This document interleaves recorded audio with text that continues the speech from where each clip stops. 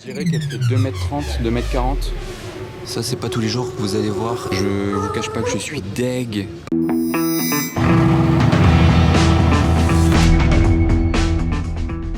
Hello everybody, this is Fipe, bienvenue au Grand Palais éphémère à Paris pour la vente aux enchères Bonhams. J'étais déjà là l'année dernière. Un grand merci à eux pour l'invitation. L'inauguration est ce matin pour la presse, donc on sera pas trop dérangé. C'est parti.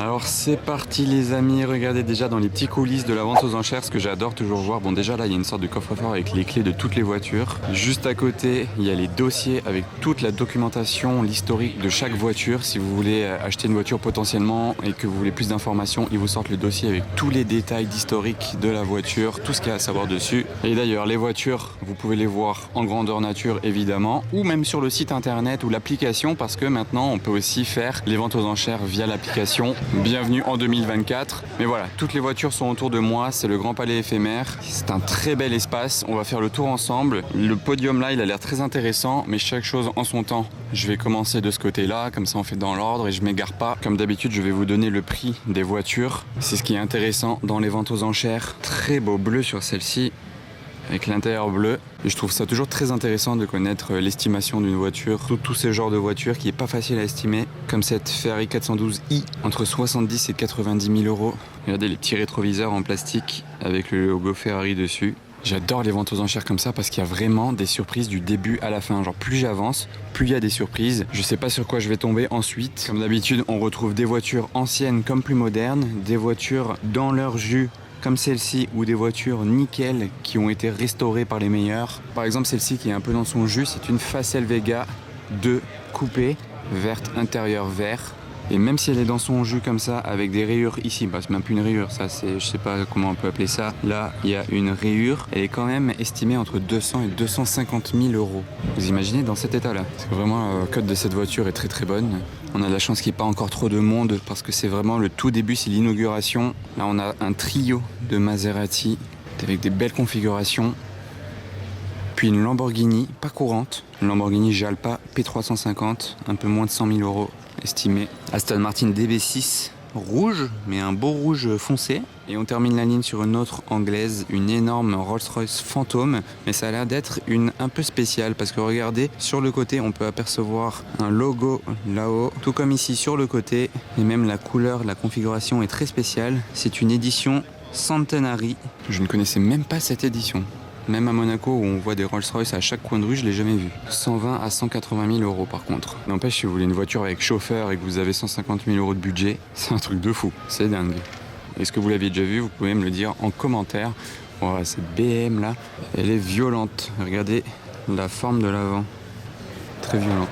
Voici pour le modèle et le prix, un peu plus de 200 000 euros environ. Aux côtés d'une autre voiture de course, une GT3 Cup. C'est un marché tellement particulier. GT3 Air Compétition. Ok, j'ai dit Cup, je sais pas si c'est une Cup au final. 200 à 300 000 euros. On arrive à présent sur deux Aston Martin. Celle-ci est pour le moins originale. Déjà la couleur orange, très très rare, très originale sur une Aston Martin. Étrier rouge, intérieur rouge. Que pensez-vous de cet intérieur? Intérieur rouge avec le bois clair sur la console centrale. Que pensez-vous de cet intérieur? En fait, l'intérieur tout seul, pourquoi pas, mais l'intérieur avec cet extérieur capote beige couleur orange, ce sera pas au goût de tout le monde, mais ça peut être un coup de cœur pour certains. Elle doit être unique au monde, il n'y a aucun doute là-dessus aussi. Même les gris sur le capot sont orange là. Et d'ailleurs, je ne l'ai pas précisé, mais c'est une Aston Martin Virage. On enchaîne sur une autre configuration originale sur une Aston Martin, mais quand même un petit peu moins osée. Sur une Aston Martin V12 Vantage, c'est une couleur caramel, avec des beaux reflets, le carbone brillant, l'intérieur marron, la boîte de vitesse mécanique, qui est quand même une denrée rare dans une Aston Martin. Vous voyez la couleur du bois là, il est plus foncé que sur l'autre. La couleur des ceintures qui va bien avec celle des surpiqûres. Elle est estimée entre 50 et 70 000 euros, ce qui est très très peu, mais attention, le prix là paraît très peu, mais il y a un petit point à prendre en compte, c'est que la voiture est sous douane, elle n'a pas de papier, en gros elle n'a pas de carte grise. Titre de circulation annulé. Et suivant le pays où vous l'immatriculez, il y a peut-être des taxes à payer en plus. Voilà l'explication du prix très bas, mais bon, c'est quand même peut-être une affaire au final, parce qu'elle n'a pas de prix de réserve, donc elle peut se vendre très peu cher. Oh, Carrera GT qui vient de démarrer. Est-ce que vous avez entendu? Je m'approche juste au cas où. Ah non, bah elle a re-éteint le moteur. J'espère que vous l'avez entendu dans le fond. Testarossa noir. Très rare en noir. 140 à 180 000 euros. On enchaîne ici. On a bientôt fini ce côté du Grand Palais éphémère. Là, il y a de la Porsche. Le lot 157. 1993 4S. 110 à 150 000 euros quand même. Ça garde une bonne cote.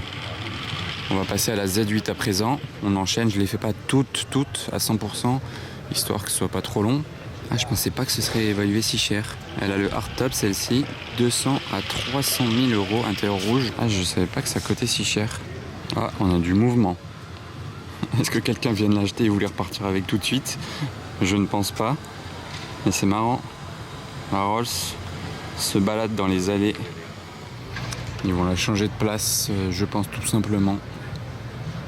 Donc là, ça fait 5 minutes qu'ils sont en train de bricoler le hardtop de la Z8 parce que pour l'enlever, c'est pas aussi simple que ça. Comme son nom l'indique, c'est un hardtop, donc c'est un tout en dur. C'est vraiment littéralement comme si c'était une voiture coupée, mais ça peut s'enlever. Mais il faut enlever des boulons un peu partout. Puis de ça, je pense qu'il faut être deux.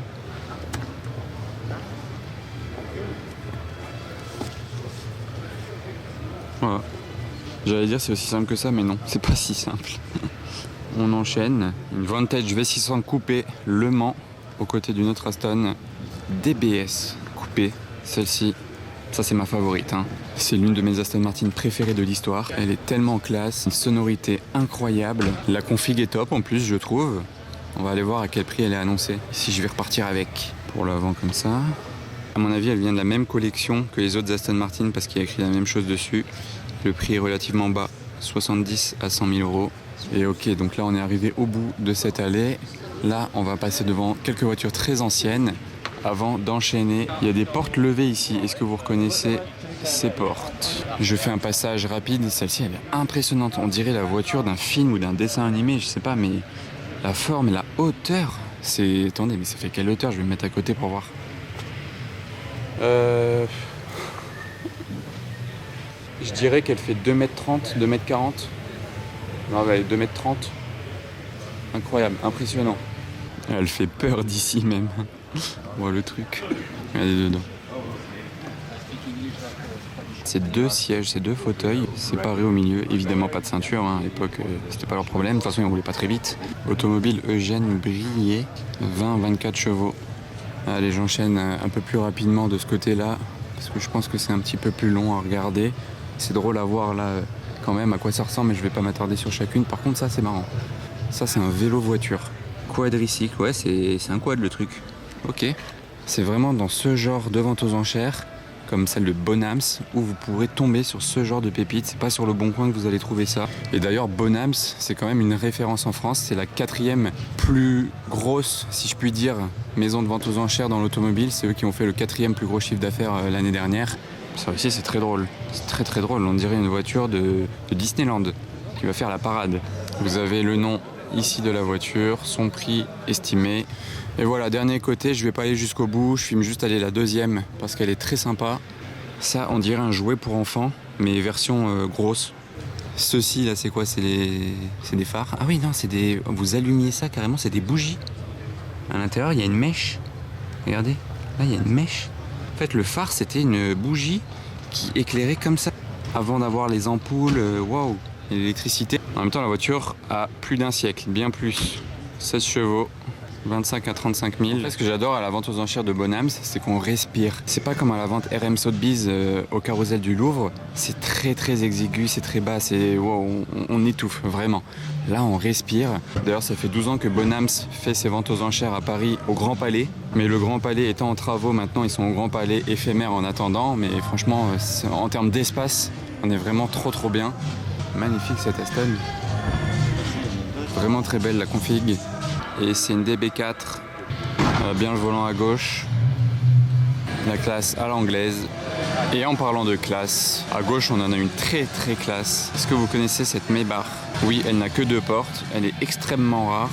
Donc voilà, pour l'arrière, c'est une Maybach Xenatech. Désolé, il y a un peu de musique derrière moi, donc je vais pas rester là longtemps. Il y a le haut-parleur juste derrière moi et c'est immensément grand en fait. La place à l'arrière que vous avez autant de place que dans une berline, avec une estimation de 500 à 600 000 euros. Très rare, très exclusif, très imposant. Ça vaut bien plus cher que les versions berlines qui ont beaucoup décoté. De la Maserati Gran Turismo de 1951, estimation jusqu'à 650 000 euros et elle est juste devant la salle des ventes. C'est ici qu'aura lieu la vente. Et juste petite pause, regardez la vue qu'il y a à l'arrière du Grand Palais éphémère face à la Tour Eiffel, au-dessus du Champ de Mars, avec le soleil levant qui tape sur la Tour Eiffel. Regardez la couleur qu'elle a. Et vous préférez quelle vue? Derrière moi, il y a la Tour Eiffel et de ce côté, il y a les supercars, hypercars. Quelle vue vous préférez, les amis? Et d'ailleurs, mini parenthèse, mais Bonhams, c'est des voitures, ok, mais c'est aussi de la haute couture, de la joaillerie de luxe.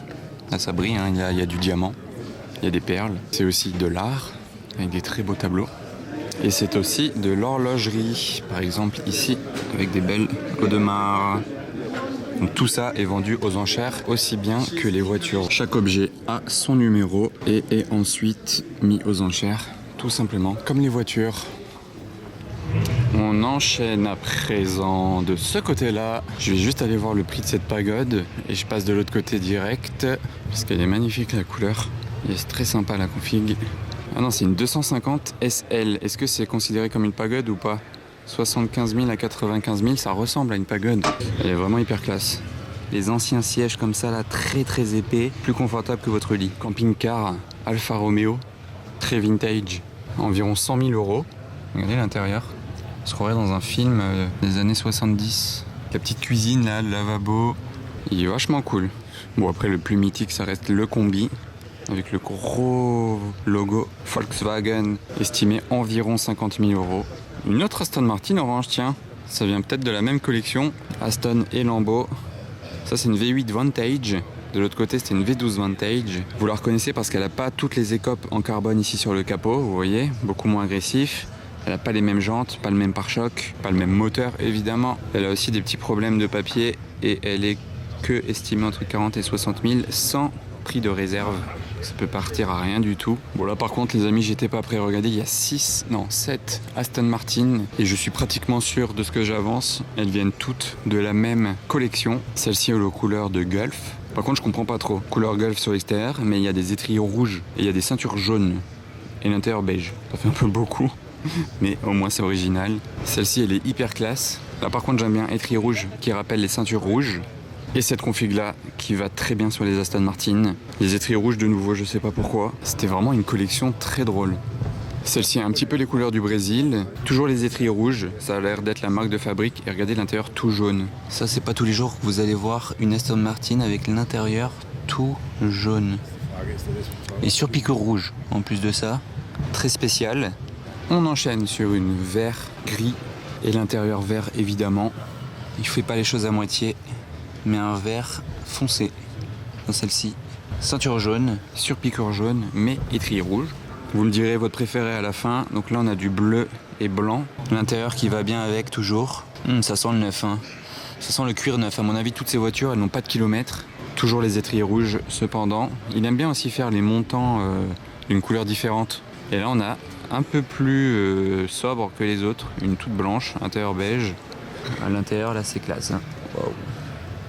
Donc laquelle est votre préférée? Dites-moi en commentaire. Blanc, bleu, vert, jaune, noir, Gulf ou vert clair. Et d'ailleurs oui, pour anecdote, c'est bien une pagode. On le voit d'ici, regardez la forme du toit qui est un petit peu incurvé vers l'intérieur. Un faux nozo. On termine ce côté-là sur des voitures très originales. Vous montez par l'avant sur cette BMW Isetta. C'est tellement rare de monter par l'avant dans une voiture. Je sais pas comment ils ont eu cette idée à l'époque. Vous voyez, sur le côté, il n'y a pas de porte. Vous ouvrez l'avant de la voiture. C'est tout. Et à l'arrière, la roue est centrale. Regardez toutes les petites voitures là. Très marrantes. Non, c'est pas des voitures pour enfants. Regardez celle-ci, la forme. Avec le toit en plexi, transparent. Vous êtes l'un derrière l'autre comme dans un Twizy. Et regardez le volant. C'est même pas un volant ça, c'est un guidon. Moi, je vous laisse lire le nom vous-même, hein. Je vais éviter de vous faire rigoler en le lisant moi-même. Et voilà, de l'arrière, c'est encore un peu plus marrant parce que regardez, toutes ces voitures ont une seule roue au centre. Donc voilà, on a terminé ce côté-là. On va se diriger maintenant pour la fin de la vidéo vers l'estrade centrale. Allez, je suis arrivé vers le milieu et là il y a une 330 GT, environ 300 000 € pour cette Ferrari. La couleur est sympa. Et regardez ce qu'on a là au centre. Ces voitures mythiques de chaque marque. Là, c'est que des voitures de dingue qui ont marqué l'histoire de chacune de ces marques. SLR Roadster, les étriers assortis à l'intérieur. Et regardez ça, le monstre au centre. La Ferrari Enzo. Et j'ai 2-3 infos à vous donner sur cette voiture. Attendez. Super America, super config, très rare. La plupart qu'on voit, elles sont rouges ou noires, ou à la limite bleues. C'est rare en gris intérieur comme ça. On enchaîne sur une Carrera RS, 2 litres 7 RS, orange. Ça enchaîne sur une Countach incroyable, très rare dans cette configuration. Peut-être la première que je vois de ma vie. Elle est magnifique. Plaque française. Incroyable. On enchaîne sur une Porsche Carrera GT d'une config aussi plutôt sympa. Je trouve qu'elles vont tellement bien ensemble, la Carrera GT et la Enzo. Faudrait acheter les deux ensemble. Et on termine sur la Miura en jaune. Ça lui va super bien. Maintenant, je vais monter, je vais vous donner un peu plus d'anecdotes sur les voitures, les prix et surtout sur celle qui tourne au centre, qui est la star du show cette année.